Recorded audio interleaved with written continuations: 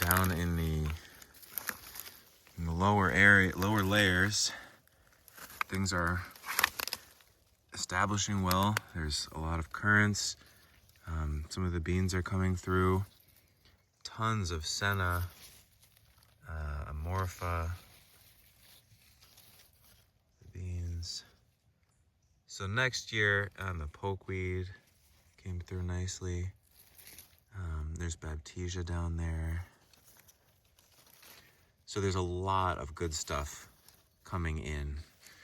So the next year, we actually really don't have almost any what you would call weed pressure in the row. These are pretty much all plants that should be there. The pokeweed is all volunteered, but that's very good plant for this this context. And a few squash came up nicely here and there, but next season, with this little amount of herbaceous, undesirable or hard to manage plants in the row, the amorpha, the senna are going to really take up this space in between the hazels and the catalpa. The rows do have different trials in them. Like this one also has apples. Actually, every row has also apples in between the hazels, in case the hazels don't do as well. But they're doing quite well. Some of them are really nice size. And then what else was it? This row has like blackberries. This one has aronia, blackberries, aronia. So those may also come to the forefront next year.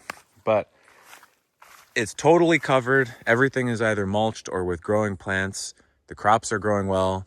Many support species growing well. So, and this is just one couple-hour session of management and looking very nice. So here it is. Here's how it looks after management. The grass actually came in pretty well. This is an annual rye grass, not cereal rye, but annual rye grass. And you can see the strips of it are doing pretty well. And the tree rows actually have not been managed yet, and I really like how it has come through. I do need to cut the faba beans. But other than that, the hazelnuts are growing quite nicely. Not putting in a lot of growth in this year of establishment, but it's okay. They look healthy enough. And the sassafras is growing well. The catalpas are doing okay. They did get a little bit more pruned by the deer than I thought they would, but that's all right. There's plenty of extra stuff that can take the place if they don't do it. But they're mostly okay. They're just, I thought they would explode right in the year of planting, but that's not what happened. Some of them are doing well. This one's nice. This one's pretty good.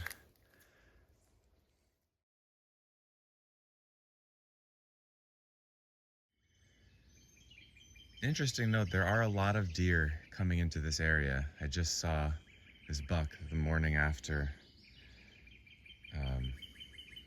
the management in here. And I went over to see, he ran away, and I went over to see what he was doing. And the hazels are untouched. They have never pruned the hazels. They haven't even touched the apples, but they are doing an apical pruning on all the black locust, Robinia. Sometimes the sassafras, but not as much. But basically all the black locusts are getting an apical pruning, which I also did. This was me. But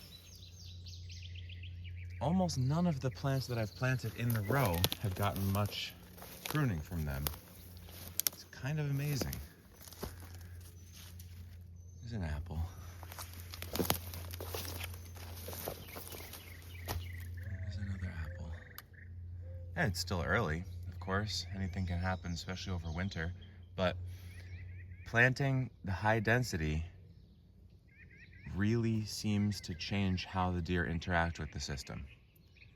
This catalpa did not get managed by them. I remember early on, this one did. This stem on the left here had been taken off so that it produced a main leader here, and then they came back later and cut it and pruned it there. And I would take one of those off, so now that we get back to a central leader, because I do want the catalpas to be a single stem.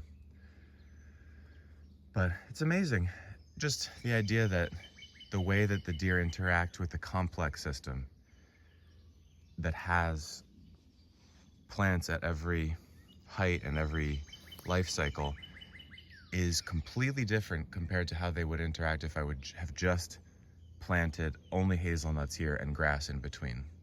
I am virtually certain that they would have come in hazelnuts the exact same places as they are, the same density, and if there were not this diversity of plants around the hazelnuts, I'm almost certain that they would have really pruned back the hazelnuts pretty intensely. But as it is, so far they haven't touched them.